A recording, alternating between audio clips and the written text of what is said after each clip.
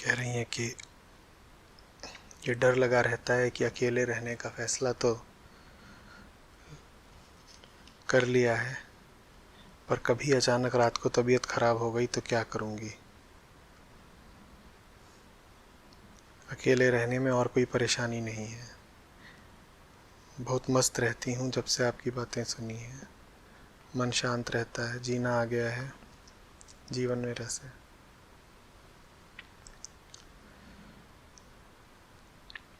रात को तबीयत खराब हो गई तो डॉक्टर बुला लीजिएगा। फोन कैसे करूंगी? ये क्या सवाल है? बस यही है और कुछ नहीं कर। नहीं, यही नहीं है। जो चीज मन पर हावी रहे, भीतर का माहौल खराब करके रखे, वो चीज छोटी थोड़ी ही होती है। नहीं, माहौल खराब तो नहीं रहता, कभी कभी आ जाता है। वो कभी कभी बाहर से थोड़ा ही आ जाता है, भीतर रहता है, कभी कभी प्रकट हो जाता है। और अगर वो भीतर है तो ये आप डर हटाने की व्यवस्था कर भी लेंगी तो किसी और मुद्दे को लेकर के शंकित रहेगा, किसी और मुद्दे को बढ़ा चढ़ा करके अशांति का निर्माण कर लेगा। भीतर वो छुपा तो बैठा ही है ना, जिसे अशांति पसंद है, उसको तो बहाना चाहिए। सेहत का बहाना नहीं मिलेगा तो दूसरा बहाना ढूंढेगा।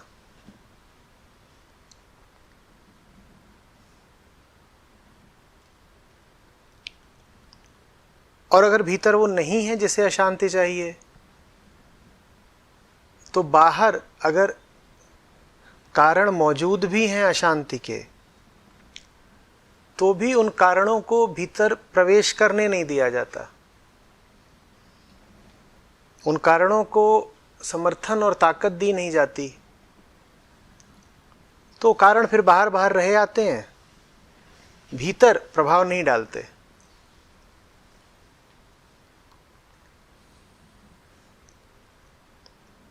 अकेली रह रही हूं, कभी तबीयत खराब हो गई तो क्या होगा? दिन में तबीयत खराब हो जाए तो उसकी चिंता नहीं है, रात को कोई जन सुनेगा ही नहीं। अच्छा, बुरे से बुरा क्या होगा? मर जाएंगी। नहीं तो फिर मर जाऊंगी और क्या। तो मर जाइए। वो तो ये सोच लिया तभी तो खुश रह रही हूँ। लेकिन कभी कभी आप बस ये था कि आपसे एक क्वेश्चन पूछ लूं। देह का इतना लोभ अगर रहेगा तो मात्र मृत्यु का डर ही थोड़े परेशान करेगा, फिर तो देह संबंधी 50 और चिंताएं भी पकड़े रहेंगी।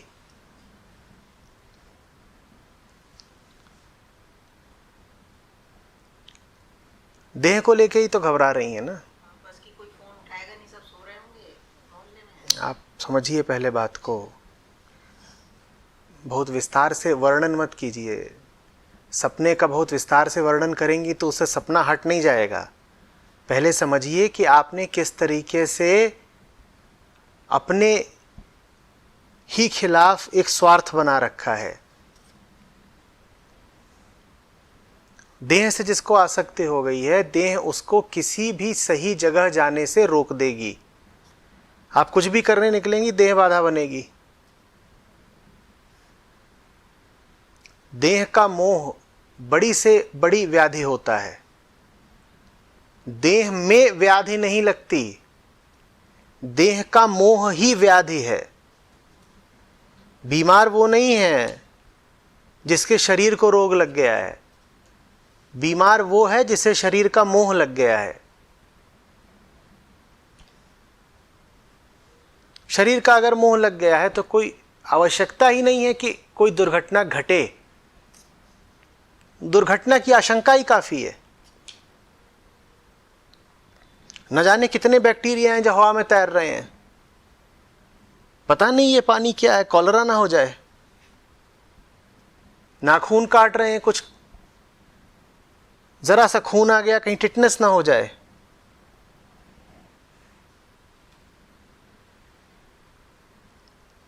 भीतर जो बैठा हुआ है उसका तो एक मकसद है, किसी तरह चिल्लपो मची रहे, उधेड़बुन चलती रहे, अशांति लगी रहे, और उसके लिए वो कारण निर्मित कर लेगा, गढ़ लेगा, आविष्कृत कर लेगा। जहां कारण ही नहीं होगा वो कारण उठा लाएगा। तो बात देह की नहीं है, बात आपकी मूल वृत्ति की है। अशांति की समर्थक हैं आप, अपने आप से बच के रहिएगा। जो अशांति का समर्थक होता है वो अपने को भी अशांत करता है और दूसरों को भी अशांत करता है। वो जिसके साथ रहेगा उसको भी अशांत कर देगा, क्योंकि उसे शांति पसंद ही नहीं। वो अगर बूढ़ा है तो कहेगा मुझे देह का भय है, और अगर वो जवान होगा तो कहेगा कि देह की कामनाएं पूरी करनी है इसलिए अशांत हूं। बूढ़े की भी अशांति किससे संबंधित हुई? देह से, कि कहीं देह को कुछ हो ना जाए, बुढ़ा गया हूं, जर्जर है देह। और वही व्यक्ति यदि जवान है, कौन से व्यक्ति की बात कर रहे हैं हम, जिसे अशांत रहना पसंद है, वही व्यक्ति जब जवान है तो कहेगा देह है तो देह की 50 मांगे हैं, उनको पूरा करना है इसलिए अशांत हूं। मकसद तो एक है ना, क्या? अशांति। वो मकसद पूरा हो जाएगा। और किसी तरह यह स्थिति आ भी जाए कि देह से आपका मोह जरा कम करा दिया जाए, तो अशांत होने की वृत्ति कोई और विषय, कोई और वस्तु पकड़ लेगी और उस वस्तु को लेकर अशांत हो जाएगी। वो कोई बहुत छोटी सी वस्तु भी हो सकती है। देखा होगा आपने लोगों को, कैसी कैसी बातों पर बौरा जाते हैं। कोई आपकी पुरानी शर्ट है, बहुत पुरानी, उसका आपको ख्याल भी नहीं, साल भर से आपको उसका ख्याल ही नहीं आया, और आपका काम मजे में चल रहा था, और वो शर्ट हो भी बहुत पुरानी चुकी है, खूब इस्तेमाल आपने उसका कर लिया, और आज सुबह आपको उस शर्ट का ख्याल आ गया, याद आ गई, और आप 10 जगह ढूंढ रहे हैं कि वो गई कहां। हुआ है? अरे शर्ट नहीं तो कोई और चीज होगी। क्या वो आपके लिए आवश्यक थी शर्ट? आप तो उसे भुलाए बैठे थे और आपका मजे में काम चल रहा था, उसकी कोई आवश्यकता नहीं है आपको। लेकिन वृत्ति अशांत होने के लिए कुछ ना कुछ सामग्री चाहती है, सामग्री मिल गई। देह नहीं तो वस्त्र।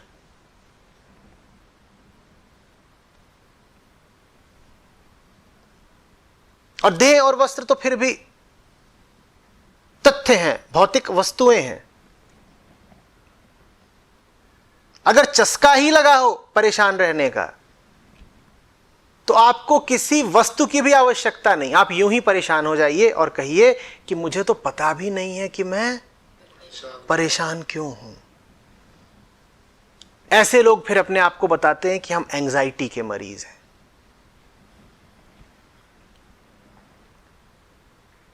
वो कहते हैं देखिए साहब,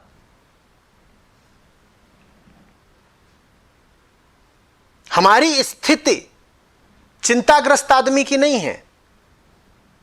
चिंताग्रस्त आदमी के पास चिंता के लिए कोई विषय, कोई कारण होता है। हमारे पास कोई वजह नहीं है चिंतित होने की, व्याकुल होने की। हम बेवजह व्याकुल हैं। हम चिंतित आदमी से ज्यादा गंभीर स्थिति में हैं। हमारी स्थिति को आप एक गहन मनोरोग का दर्जा दीजिए। हम एंजाइटी के मरीज हैं।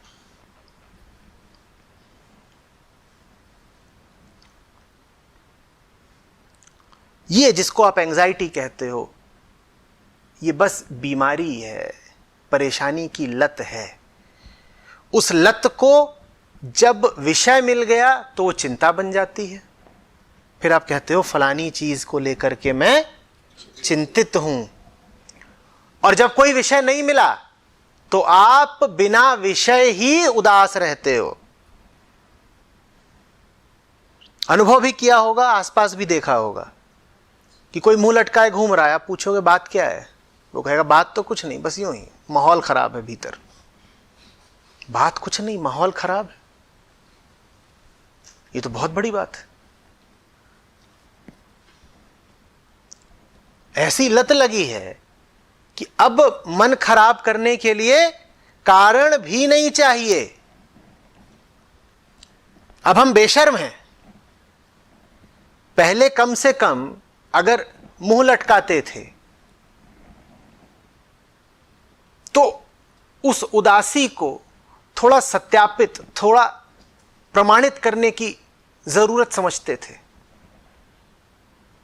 चाहते थे कि हमारी उदासी की कुछ वैधता हो, उसका कुछ जस्टिफिकेशन हो, कि कोई पूछे भी कि भाई क्यों उदास हो, तो बता तो पाए कि फलानी वजह से उदास है। भले ही वजह यह हो कि आज मंगलवार है इसलिए उदास है, भले ही वजह यह हो कि 10 बजे हैं और बादल छाए हैं तो हम उदास हैं। व्यर्थ ही सही, बेवकूफी भरी ही सही, कुछ वजह तो बताते। इतनी तो लाज शर्म रखते नहीं। कुछ लोग इससे भी आगे निकल जाते हैं। वो कहते हैं हम तो बेवजह उदास हैं। इन्होंने अब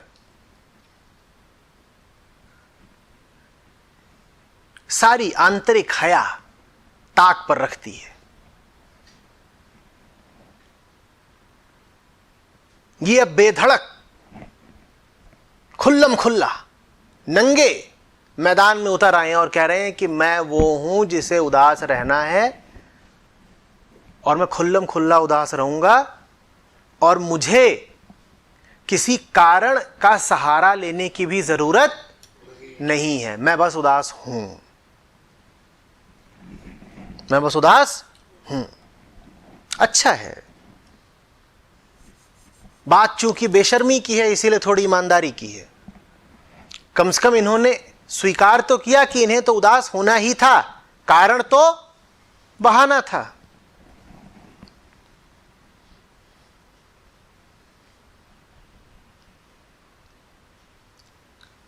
यही बात अन्य वृत्तियों पर भी लागू होती है। क्रोधित होना है तो होना है, कारण खोजेंगे। दिखाना है कि हम सुसंस्कृत आदमी हैं तो कुछ कारण खोज के बताएंगे कि मैं इस कारण से क्रोधित हूं। फिर एक दिन आप बिल्कुल अपनी पर उतर आते हो, कहते हो कारण वगैरह कुछ नहीं है, बस खुंदक है तो है।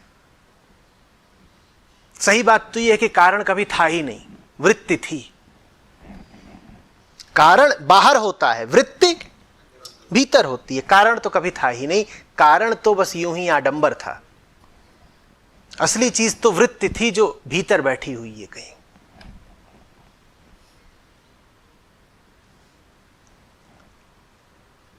काहे ऐसी आत्मघाती वृत्तियों को पोषण देते हो?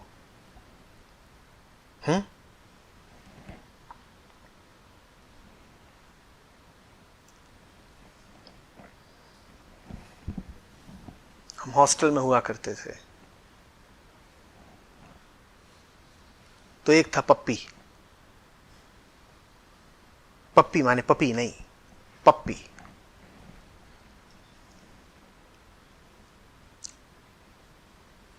तो पप्पी हमेशा मुंह लटकाए घूमे, ये पप्पी का चरित्र। और ऐसों को छेड़ने में लड़कों को ज्यादा स्वाद आता है। जो पहले ही छिड़ा छिड़ा घूम रहा हो उसको छेड़ना तो फिर कैसे छोड़ देंगे। तो बम्स का रिवाज था। बम्स समझते हो? 4 लोग लगते थे, 2 हाथ पकड़ते थे, 2 पांव पकड़ते थे और झूला झुलाते थे, और बाकी 10 जन दनादन पिछवाड़ा गर्म करते थे लातों से।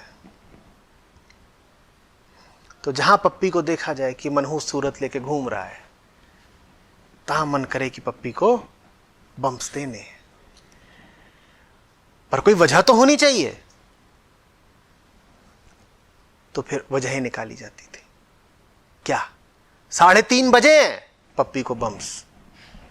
आज मेस में खाना खराब बना था, पप्पी को बम्स। आज फलानी लड़की ने पीला सूट पहना था, पप्पी को बम्स। आज का पेपर बहुत आसान आया था, पप्पी को बम्स। आज का पेपर बहुत कठिन आया था, पप्पी को बम्स। आज मौसम बहुत खराब है, आज मौसम खुशगवार है, पप्पी को बम्स। ऐसी हमारी हालत है। हम सोचते हैं कि हमारे कार्य किसी कारण से निकल रहे हैं। हमें कार्य कारण के जोड़े में बड़ा यकीन है। हमारे कार्य कारण से नहीं निकलते, वहां कॉज इफेक्ट मत खोज लेना। हमारे कार्य वृत्तियों से निकलते हैं, कारण तो हम बाद में गढ़ लेते हैं। कारण गढ़ना तो ऐसा है कि तुम फिर तर्क खड़ा कर दो कि हम जैसा जी रहे हैं क्यों जी रहे हैं। ये तर्क बाद में खड़ा किया जाता है। ये मत कह देना कि चूंकि तर्क है इसलिए काम है। काम तो जो है वो इसलिए है क्योंकि वो काम वृत्ति द्वारा प्रेरित और संचालित है। बाद में तुम अपने कार्य को वैधता देने के लिए कारण का निर्माण कर लेते हो, वो तर्क कहलाता है, लॉजिक, जस्टिफिकेशन।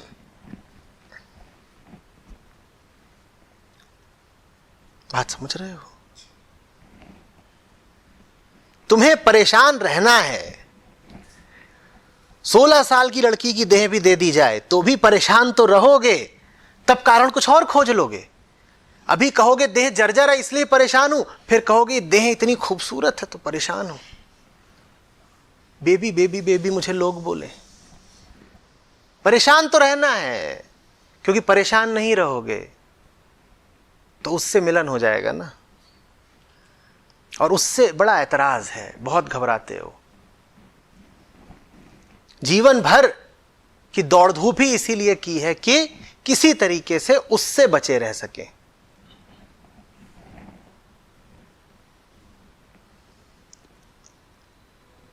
बात आ रही है समझ में? तर्कों को बहुत कीमत मत दे दिया करो।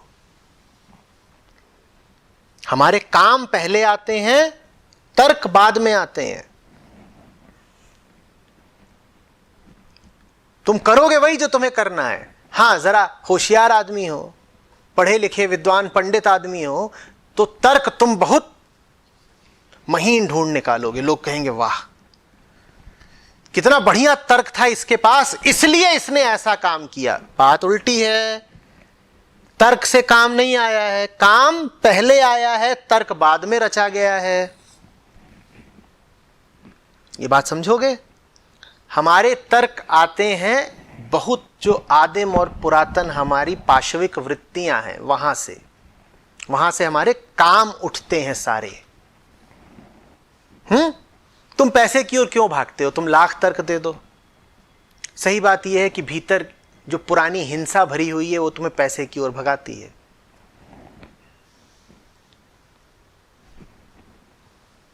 डरे हुए हो तो किसी तरह की भौतिक सुरक्षा इकट्ठी करना चाहते हो, उसका नाम है पैसा। और हिंसक भी हो, दूसरों पर आक्रमण भी करना चाहते हो, उसके लिए जो अस्त्र इकट्ठा करना चाहते हो उसका नाम है पैसा। हां, तुम तर्क 50 तरीके के दे दोगे, तुम अर्थशास्त्री हो जाओगे, तुम न जाने कहां कहां से ऊंचे ऊंचे सिद्धांत लेके आ जाओगे और कहोगे देखिए इसलिए धन इकट्ठा किया जाता है। हटाओ, तुम अगर डरे नहीं होते तो इतना पैसा इकट्ठा करते क्या? ईमानदारी से बताना। तुम अगर हिंसक नहीं होते तो पैसे के लिए इतने व्याकुल रहते क्या? इसी तरीके से बहुत सीधा उदाहरण है ये जो स्त्री पुरुष का आकर्षण होता है। मूल आकर्षण वही पुरानी पाशविक प्राकृतिक वृत्ति के कारण है। मूल आकर्षण सिर्फ इसलिए है क्योंकि संतानोत्पत्ति प्रकृति तुमसे करवाना चाहती है। उसी को तुम बोलते हो लव एट फर्स्ट साइट। मतलब समझते हो ना उसका, कि तुम्हें पता भी नहीं चला कि तुम आकर्षित क्यों हो रहे हो। पहली नजर में प्यार का तो अर्थ ही यही है कि तुम्हारे पास विचारने का भी समय नहीं था। वही सी बात थी कि चुंबक है और लोहा है, कि तो वृत्ति का खेल था सीधे सीधे। पर तुम किसी को कैसे बताओगे कि उस स्त्री की ओर इसलिए जा रहे हो क्योंकि तुम्हें बच्चा पैदा करना है? बात सुनने में ही बड़ी असभ्य लगती है। और अगर स्त्री ये बता दे कि मुझे वो पुरुष अच्छा लगता है क्योंकि मुझे बच्चा पैदा करना है, तो समाज कहेगा कि और ज्यादा असभ्य बात है ये तो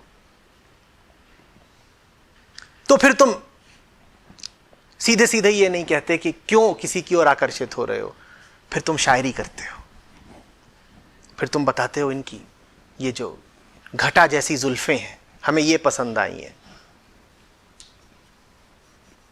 फिर तुम बताते हो कि बातचीत करने में बड़ी होशियार है, स्वभाव से बड़ी मीठी है, इसलिए हमें अच्छी लगती है।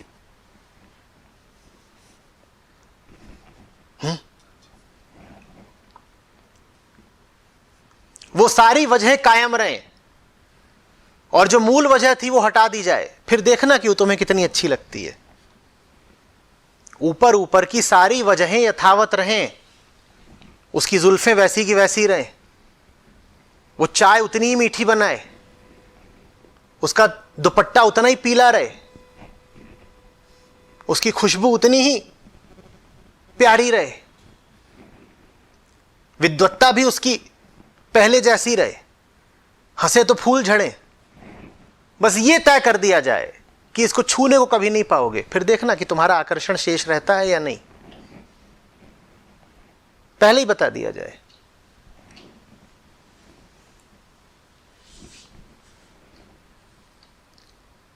पूछो किसी से, भाई विवाह क्यों कर रहे हो, तो सीधे थोड़ी बता देगा कि इसलिए कर रहे हैं क्योंकि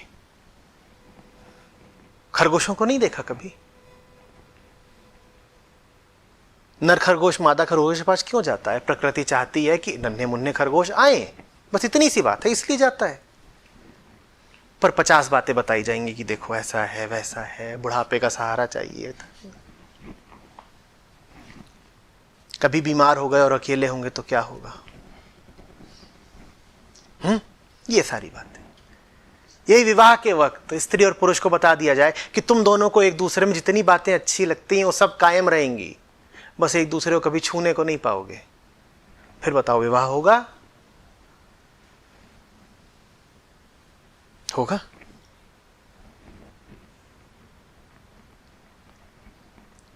तो मूल बात कुछ और होती है, उसके पीछे कारण गढ़ लिए जाते हैं। कारणों की बहुत परवाह मत करना। कारण तो नैतिकता से आते हैं, मर्यादा से आते हैं। कारण तो इसलिए आते हैं ताकि तुम्हारे मन में तुम्हारी जो प्रकाशित छवि है, उज्जवल छवि है, वो कायम रह पाए, ताकि तुम अपनी ही नजरों में गिर न जाओ। ये बातें सब सामाजिक है, इनका यथार्थ से कोई लेना देना नहीं।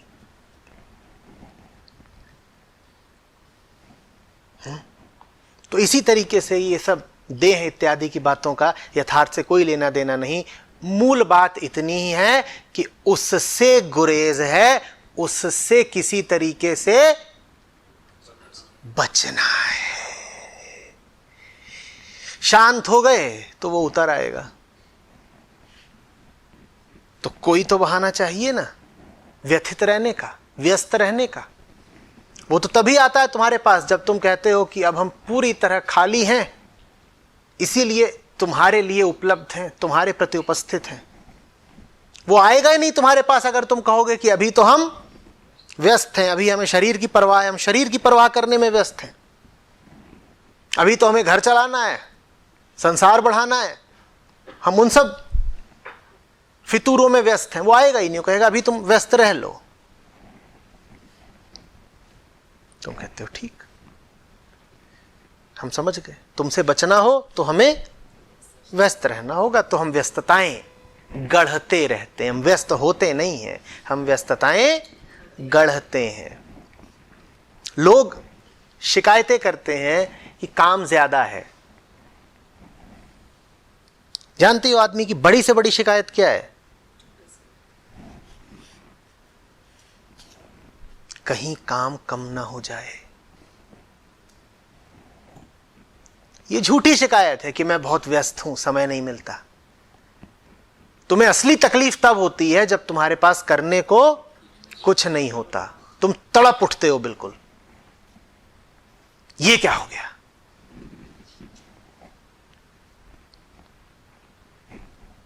फिर और कुछ करने को नहीं होगा तो टीवी का रिमोट उठाओगे और लगोगे चैनल बदलने। एक भी क्षण पूर्ण शांति का और स्थिरता का और खालीपन का कपा जाता है भीतर, क्योंकि तुम खाली हुए नहीं कि वो उतरेगा, उसको जगह मिली नहीं कि वो उतरेगा, और तुम डर जाते हो क्योंकि वो उतरा नहीं कि तुम गए। तुम कहते हो जगह मत छोड़ना उसके लिए, सो भी रहे हो तो भी उसके लिए जगह मत छोड़ना। सपने में भी चिंतन चलता रहे, फिर तुम मीठे सपने देखते हो, कड़वे ही सही जैसे भी हैं, व्यस्त तो रखते हैं ना तुमको।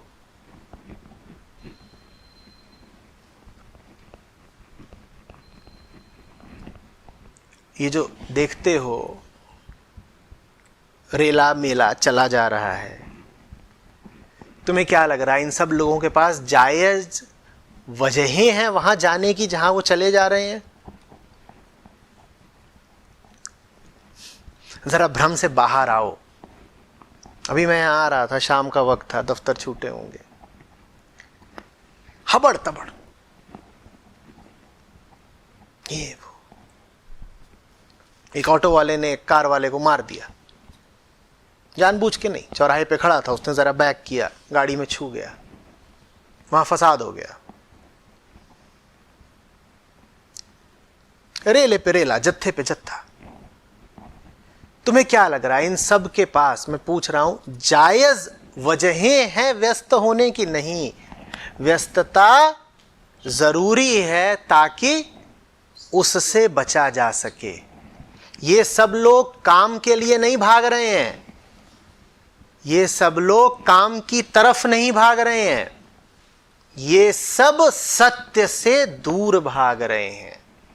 व्यस्त रहना जरूरी है, व्यस्त रहना बहुत जरूरी है, कुछ ना कुछ चलता रहना चाहिए। तभी तो ध्यान इतना मुश्किल पड़ता है, क्योंकि ध्यान का अर्थ होता है थम जाना, स्थिर हो जाना।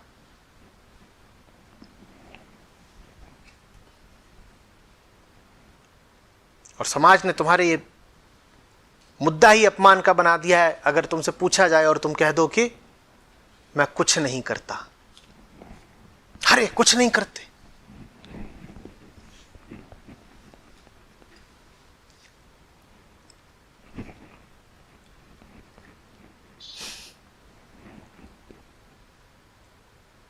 बेरोजगारी को लेकर के ये आशंका फिर भी छोटी होती है कि पैसा नहीं होगा तो क्या करेंगे। बेरोजगारी को लेकर के बड़ी से बड़ी तुम्हारी आशंका ये होती है कि इतने खाली समय का करेंगे क्या।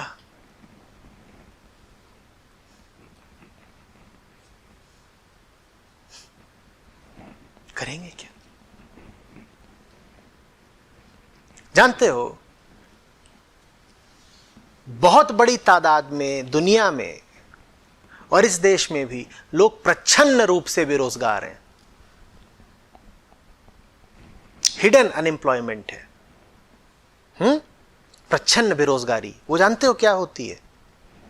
जो काम 2 घंटे में हो सकता है वो दिन भर में किया जाता है, ताकि ये लगता रहे कि तुम व्यस्त हो, रोजगारी हो, कामगार हो।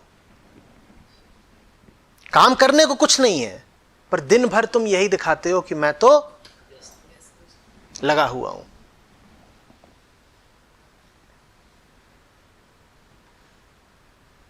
ये सब खाली हो जाने के प्रति तुम्हारा विरोध है और कुछ नहीं। तुम जताना चाहते हो कि तुम बड़े महत्वपूर्ण हो, कि तुम्हारे पास करने के लिए अभी बड़े कीमती काम बाकी हैं।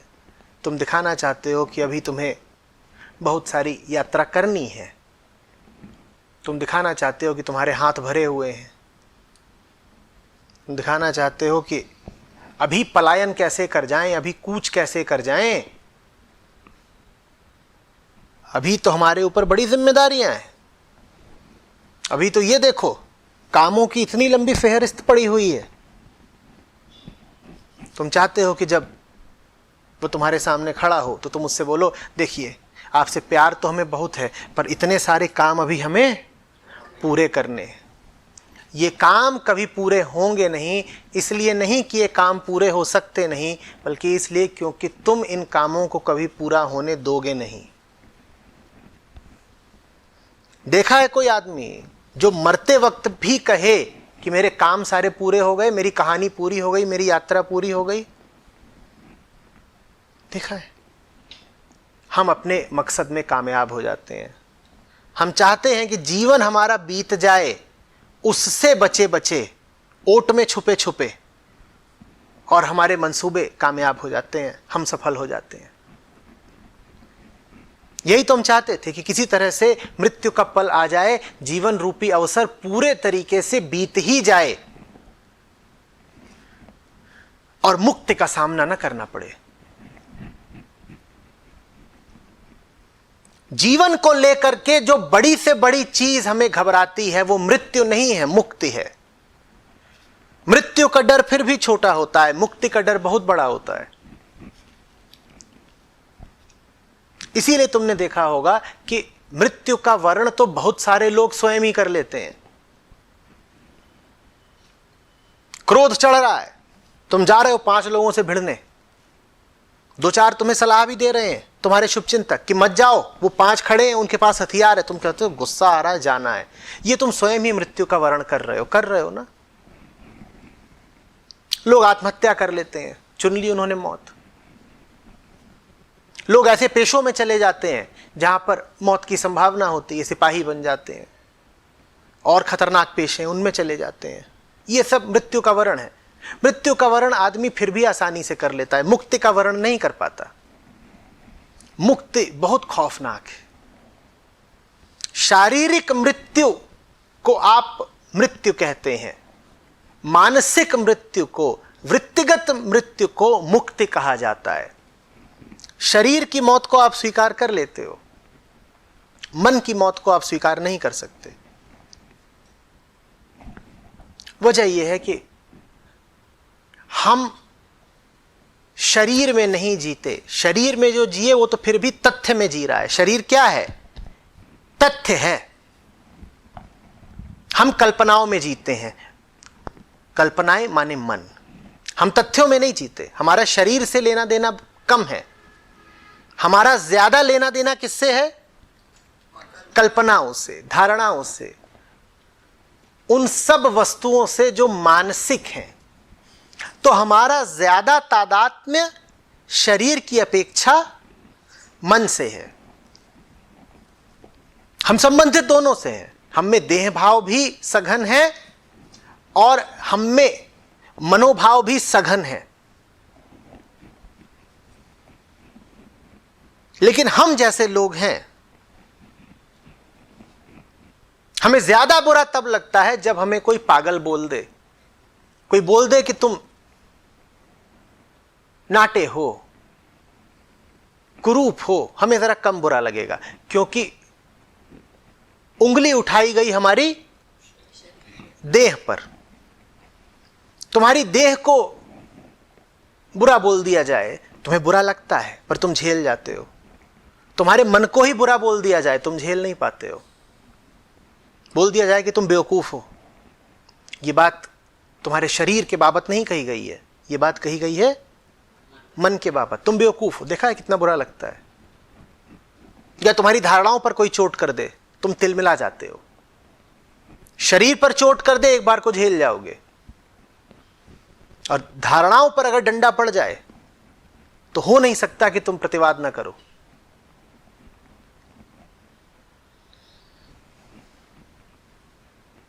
हमारी बात समझ में? मुक्ति के लिए वैसे भी तड़प कौन रहा है, शरीर या मन? तुम्हारा अंगूठा कहता है क्या कि मुझे मुक्त होना है? मन ना। हाँ,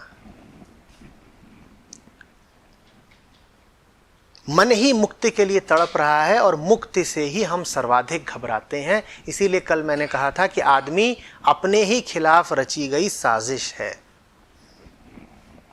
मुक्ति से ज्यादा हमें कुछ चाहिए नहीं और मुक्ति से ज्यादा हम किसी से घबराते नहीं। और अभी हमने कहा कि हम मौत से भी कम घबराते हैं, मुक्ति से ज्यादा घबराते हैं। मौत को आदमी झेल जाएगा। यही वजह है कि किसी कारण वश जान दे देने वालों की तादाद बहुत है। युद्ध होता है, उसमें लाखों मर जाते हैं, इधर के सिपाही उधर के सिपाही। पर मुक्त पुरुषों की तादाद बहुत कम है। शरीर को मौत दे देना हमारे लिए आसान पड़ता है। रण क्षेत्र में पहुंच जाओ बंदूक लेकर के, शरीर को मौत मिल गई, वो हम स्वीकार कर लेते हैं। पर बुद्धत्व तो हमें बहुत कठिन पड़ता है। बात समझ रहे हो? शहीद बहुत है, बुद्ध बहुत कम। बुद्धत्व तो असली शहादत है, क्योंकि उसमें शरीर नहीं मरता, मन मरता है। तो हम शरीर की शहादत स्वीकार कर लेते हैं। बुद्धत्व अर्थात मन की शहादत स्वीकार करना बड़ा मुश्किल पड़ता है।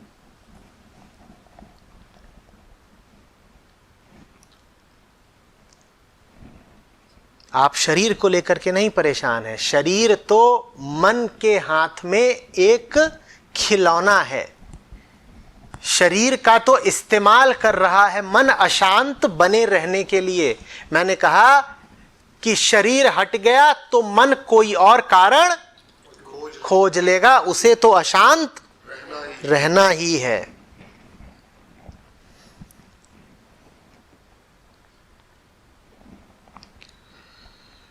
जितनी ऊर्जा हम लगाते हैं अशांत बने रहने में, उसकी तिहाई ऊर्जा, चौथाई ऊर्जा भी हमने किसी सृजनात्मक काम में लगा दी होती तो न जाने क्या खूबसूरत निर्माण हो गया होता।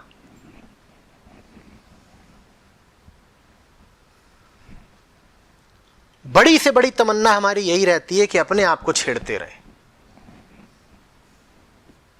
एक सुई लेकर खुद को ही चुभोते रहें, कुछ भी कर लें, परेशान रहें।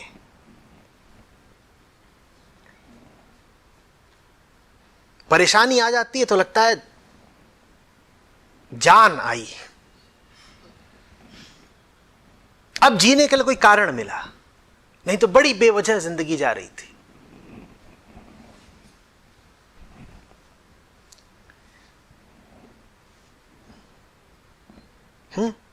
अब समझना असली अर्थ उस गीत का, जब पुरुष स्त्री को देख के बोलता है तुम आ गए हो, नूर आ गया है, नहीं तो बड़ी बेवजह जिंदगी जा रही थी, परेशानी ही नहीं थी कुछ, अब वजह मिली जीने की।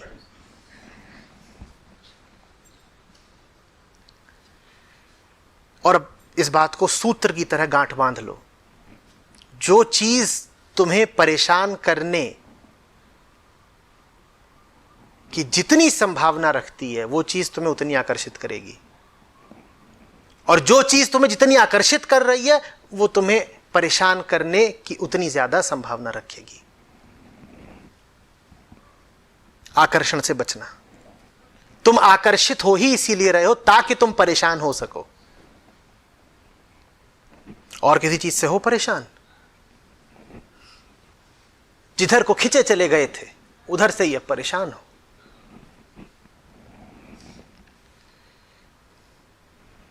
जो कुछ भी तुम्हें बहुत भाता हो, सुहाता हो, खींचता हो, जान लेना कि वो तुम्हें भा इसीलिए रहा है ताकि तुम्हारे लिए वो परेशानी बन सके।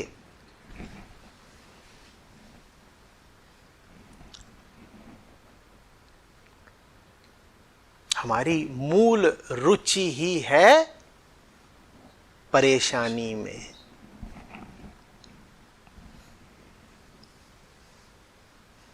अब समझ में आ रहा है ना कि क्यों मलिन होना आसान है और निर्मल होना मुश्किल। अब समझ में आ रहा है ना कि क्यों बहुत आसान है विकारग्रस्त हो जाना और निर्विकार होने के लिए बड़ी साधना करनी पड़ती है। क्यों समझाने वालों ने कहा है कि जिंदगी एक रपटीली ढलान की तरह है, फिसलना आसान है, संभलना मुश्किल है। क्योंकि हमारी मूल वृत्ति मुक्ति की पक्षधर नहीं है, वो परेशानी की पक्षधर है। जो बच्चा जन्म लेता है उसकी मूल रुचि मुक्ति में नहीं है, अशांति में है।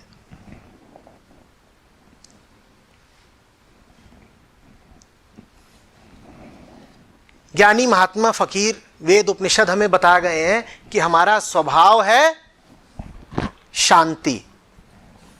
वो बात ठीक होकर भी बहुत उपयोगी नहीं है।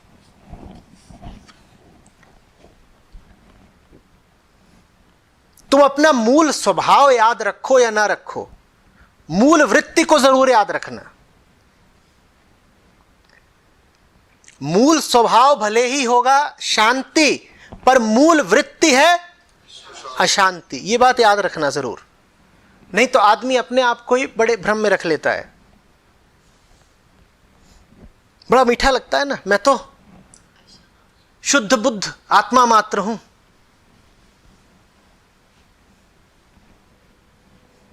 निर्मल हूं, निरंजन हूं, निर्विकार हूं, निराकार हूं। अजी हटाओ, तुम वो हो जिसे कीचड़ में लोटे बिना चैन नहीं है। कहां तुम बात कर रहे हो निर्मल होने की और निर्विकार होने की। आत्मा तो हमारे लिए बहुत दूर का तारा है।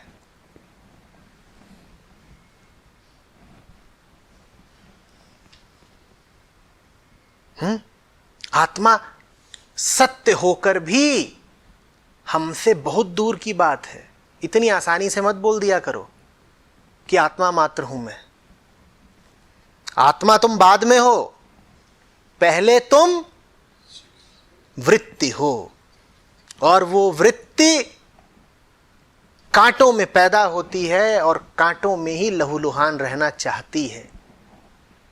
शांति उसके लिए मृत्यु समान है।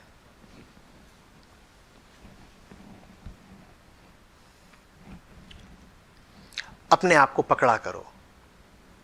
दिन भर जो कुछ भी करने में मशगूल रहते हो, पकड़ा करो कि ये मैं सिर्फ इसलिए कर रहा हूं ना ताकि व्यस्त रह सकूं, अनुपलब्ध रह सकूं।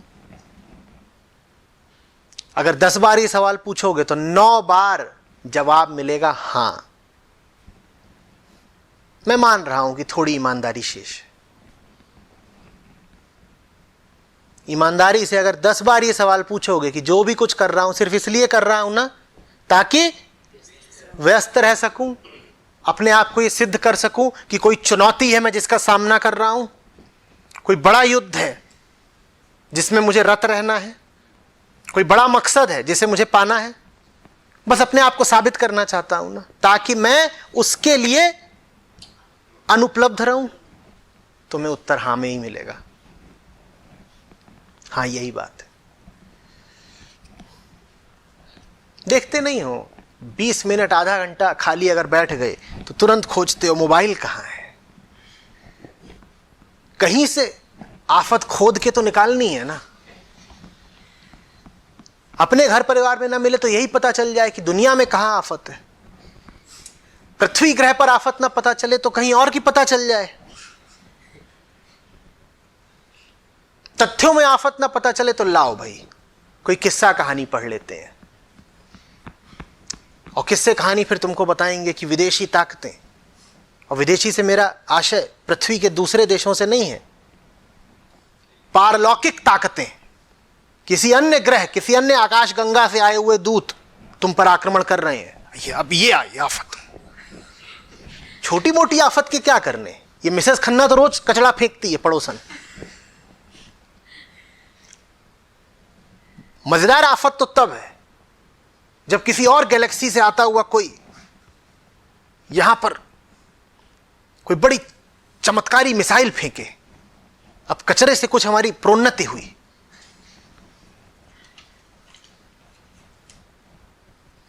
देखा है ऐसी पिक्चरें कितनी चलती हैं। हॉलीवुड में साइंस फिक्शन का अर्थ ही यही होता है, और कुछ नहीं हो रहा होगा, बिल्कुल यही है। किसी अन्य लोक से अजीब अजीब से जीव आए हैं, उनका एक ही मकसद है, तुम्हें परेशान करना। उनका मकसद है तुम्हें परेशान करना, या तुम उनको गढ़ रहे हो ताकि तुम परेशान हो सको।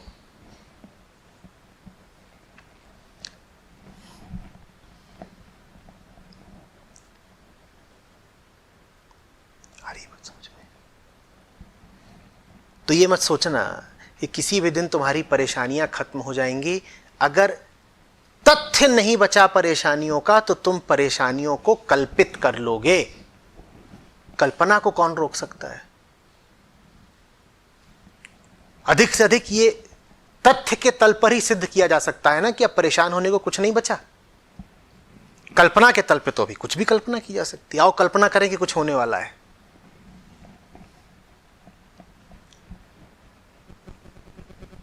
मैं बीमार पड़ गई हूं, हाथ सुन्न है, लकवा मार गया है, मोबाइल तक पहुंच नहीं रहा है।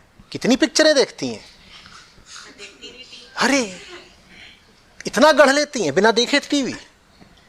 कितना उर्वर दिमाग है। सिस्टर ने बात करी थी तब से दिमाग उफ।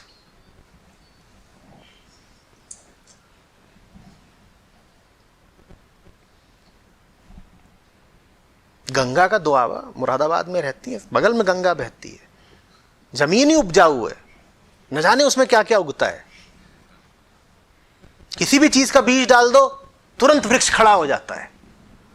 बीज ही बीज है, मूल बीज को वृत्ति कहते हैं।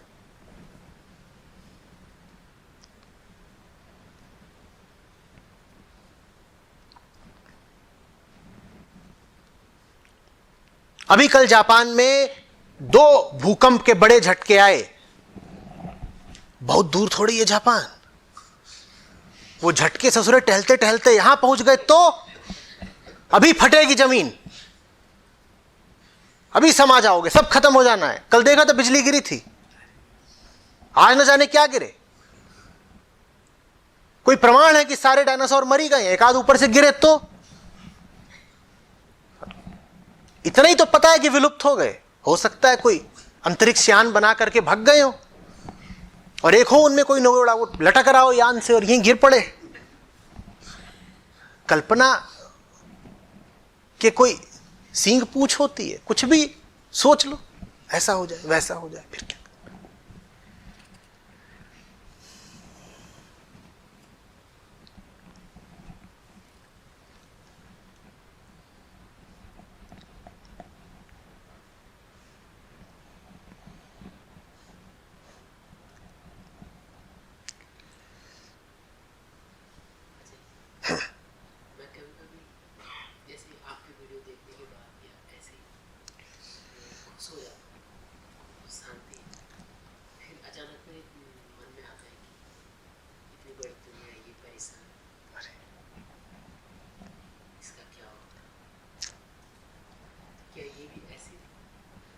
दिक्कत यह है कि दुनिया में सब तुम्हारे ही जैसे हैं, और दुनिया इसलिए परेशान है क्योंकि सब यही सोच सोच के परेशान है कि क्या होगा।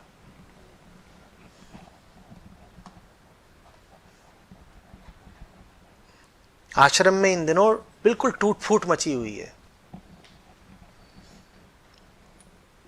जिस हॉल में सभागार में सत्र होता था उसकी छत नीचे आ गई है। खुदाई चल रही है, खंभे खड़े किए जा रहे हैं, तो ये सब चल रहा है।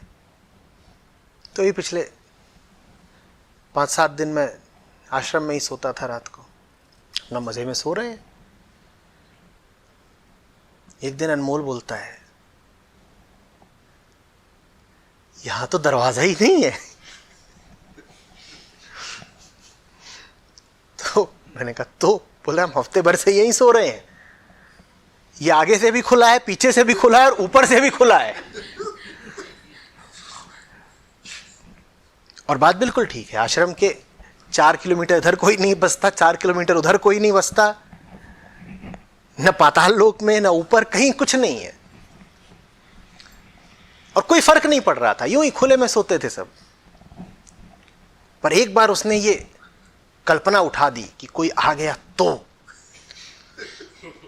अब सब बेचैन, किसी को नींद ना आए। अगर ऐसा हो गया तो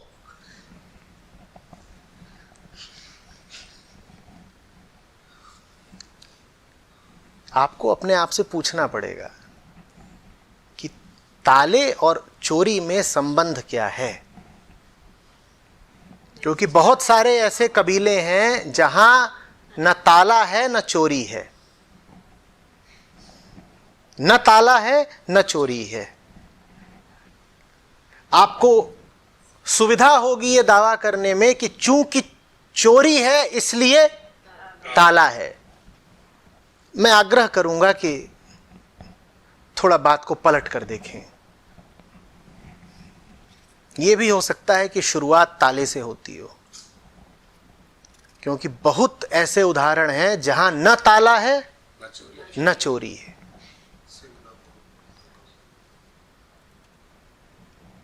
कहीं ऐसा तो नहीं कि चोरी की कल्पना पहले आती हो और चोरी बाद में होती हो। कहीं ऐसा तो नहीं कि अनिष्ट की आशंका पहले आती हो, अनिष्ट बाद में होता हो। कहीं ऐसा तो नहीं कि जिनको आशंका ही नहीं होती कि कुछ बुरा हो सकता है, उनके साथ कुछ बुरा होता भी ना हो। ये कैसी बात है?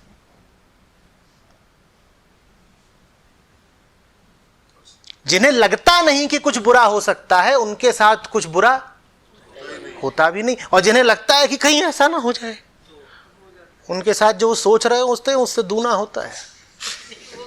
नहीं, अब यही क्यों हो सकता है कि एक हाथ में लकवा मार जाए, दूसरा भी तो है। ऐसा कर लिया तो अरे तब से आई कल्पना, नहीं तो नहीं। अरे नहीं, तूने क्या सोचा, ये शब्द कह दिया तो बस ये भी तो हो सकता है कि कोई फोन लाए और मुंह के पास रख दे कि बोलो डॉक्टर को क्या बताना, और पता चले कि जबड़े में भी लकवा मार गया है, शब्द ही नहीं बाहर आ रहे। अब क्या करेंगे?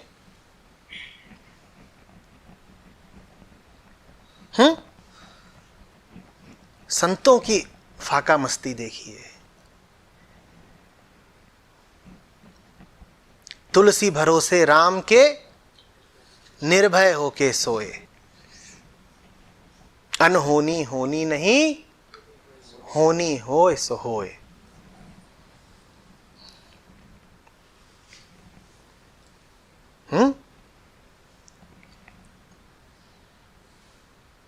और इसी तर्ज पर है कि साधु गांठ न बांधही उदर समाता ले, आगे पीछे हरि खड़े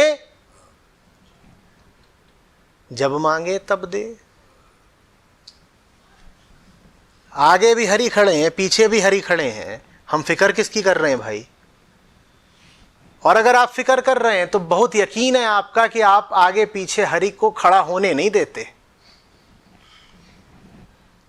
जिनके आगे पीछे हरि खड़े हैं उनको तो फिक्र हो नहीं सकती। निश्चित रूप से पूरी आपने व्यवस्था करी है कि हरि ना आगे रहने पाए न पीछे रहने पाए।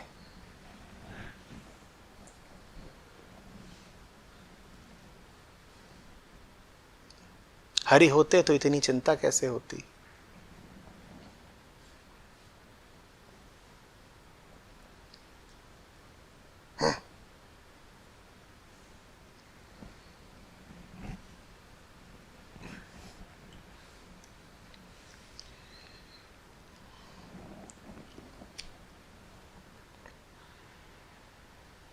देखो, हमारी चिंता अगर सिर्फ तथ्यों पर आधारित होती वस्तुओं के अभाव या वस्तुओं की मौजूदगी से संबंधित होती तो उस चिंता का इलाज वस्तुगत तल पर संभव हो पाता। अगर आपकी चिंता बस ये होती कि कहीं इस बोतल में पानी कम न पड़ जाए, तो इस चिंता का समाधान करा जा सकता था। 10 और बोतलें रखी जा सकती थी या पानी का कोई स्रोत पता किया जा सकता था। पर यह बात समझने जैसी है कि हमारी चिंता किसी वस्तु को लेकर नहीं होती, हमारी चिंता बस होती है। वस्तु एक बहाना है, हमें तो चिंतित रहना है।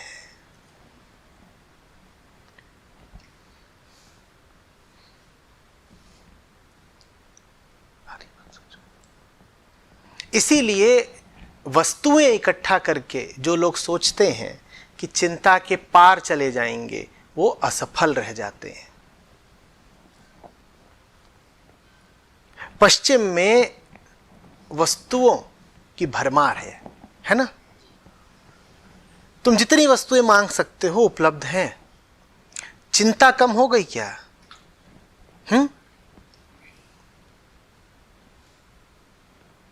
हमारा कार्यक्रम चलता है, SPH अंशु देखते हैं, स्पिरिचुअलिटी फॉर साइकोलॉजिकल हेल्थ।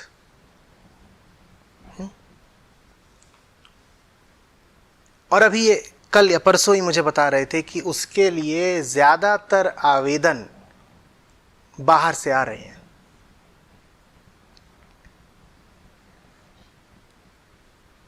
क्योंकि मनोरोगों का गढ़ ही पश्चिम में है। ऐसी ऐसी बीमारियां हो रही हैं वहां पे जिनका इन दुबले पतले गरीब देशों में लोगों को नाम ही नहीं पता। वो बीमारियां होते ही उनको हैं जो वस्तुएं इकट्ठा कर करके खूब मोटा गए होते हैं। फिर ये आता है, बोलता है ये नई बीमारी निकली है।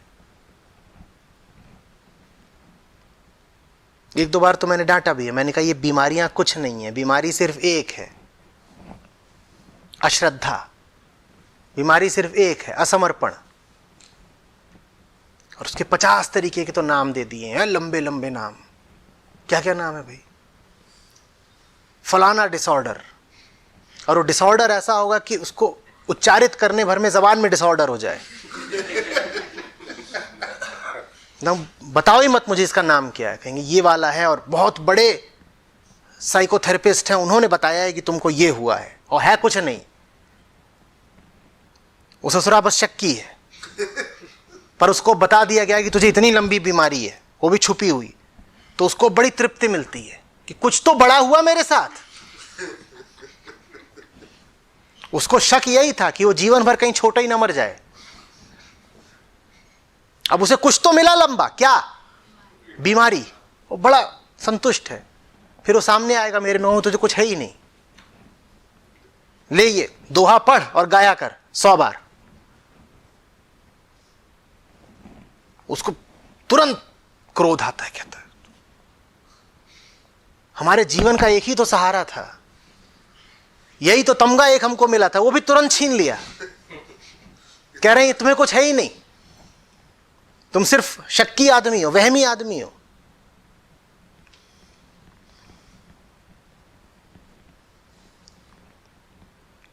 कारण मानसिक, कारण आध्यात्मिक, और दे दनादन गोलियां फांके जा रहे हैं। गोली फांकने से तुम्हें राम मिल जाएगा? और गोलियों का बाजार गर्म है।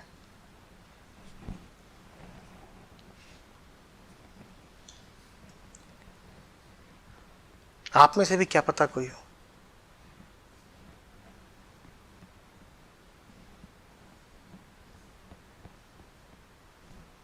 तो जैसे पहले होता था ना कि सर दर्द हो रहा है, वैसे ही अब सबको ही डिप्रेशन है। अगर आपको डिप्रेशन नहीं है तो आपको इस वजह से डिप्रेशन होना चाहिए।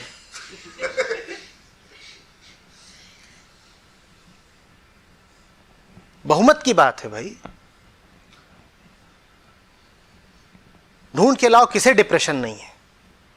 और मैं कह रहा हूं है किसी को नहीं, सब के सब मरीज हैं वर्तमान व्यवस्था के, सभ्यता के, विचारधाराओं के, झूठी बौद्धिकता के और प्रगति के।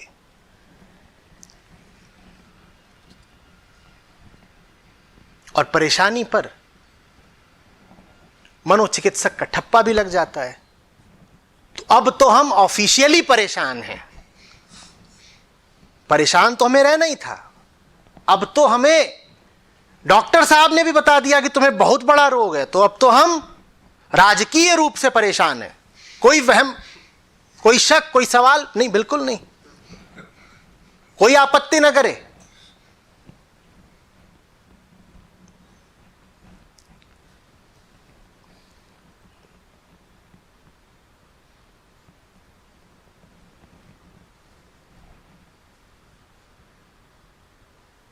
सब ये डॉक्टर लोग मिलके लगे हुए हैं सबको परेशान सिद्ध करने में। और मुझसे पूछो तो मैं बताऊं कि डॉक्टरों से ज्यादा परेशान कोई नहीं।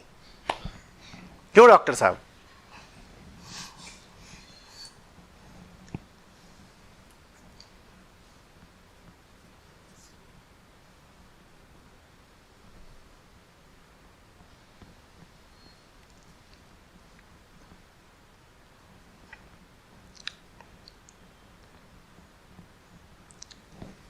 घड़ी छीन लो, कंगन छीन लो, पेन छीन लो, चश्मा छीन लो, रीता जी की परेशानियां मत छीन लेना, माफ नहीं करेंगी तुमको। बाकी कुछ भी छीन लो, माफी है। किसी आदमी से उसकी परेशानियां छीन ली तो तुम्हें माफ नहीं करने वाला।